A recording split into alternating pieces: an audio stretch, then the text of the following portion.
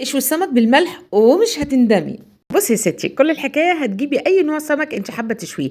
اهم حاجه لما تيجي تنضفي السمك هتسيبي القشور على جسمه، لان مش هينفع تشيل القشور لو حابه تشوي السمك.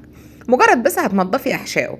بالنسبه بقى للحشوه اللي هنحشي بيها السمك، عباره عن شبت وطماطم وكمان قرن فلفل اخضر وبصله، بتقطعيها القطع بالشكل اللي انت شايفاه ده. كل المكونات بتقطعيها القطع تكون صغيره، وهتحطي كمان فصين من الثوم. وبالنسبه للبهارات هتبقى عباره عن كمون وشويه ملح ورشه من الكزبره.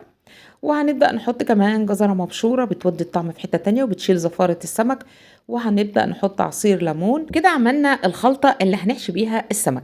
هاتي بقى السمك بتاعك وابدأي احشي البطن بتاعته بالشكل ده. ممكن تشوي السمك زي ما هو من غير ما تفتحي بطنه، بس انا بفضل انضفه واحشيه الحشوة اللي انت شايفاها دي. هاتي بقى الردة وهتبدأي تقلبي السمك بالشكل اللي انت شايفاه كده.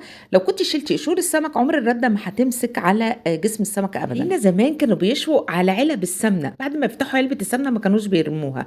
الاهم من ده كله بقى، اي حاجة هتستخدميها للشوي لازم تسخنيها جامد لدرجة ان هي تحمر على النار، وبعد كده بترش عليها كمية حلوة من الملح. ما تقلقيش، الملح عمره ما هيأثر على السمك وطعمه، يعني مش هتلاقيه مالح. وكمان في حاجة مهمة، لازم عين البوتاجاز تكون النار بتاعتها عالية جدا، ما تكونش نار واطية علشان ما يتقطعش منك. تعالي بقى نعمل التحديقة.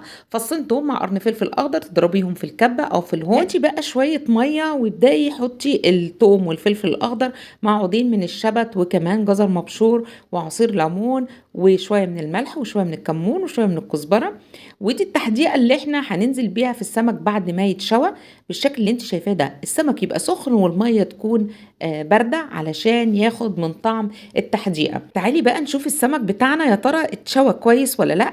الدليل على انه اتشوى كويس، بصي سلسلة الظهر بتاعته ما فيهاش اي دم، كده تتأكدي ان السمك ده اتشوى كويس. وبس كده.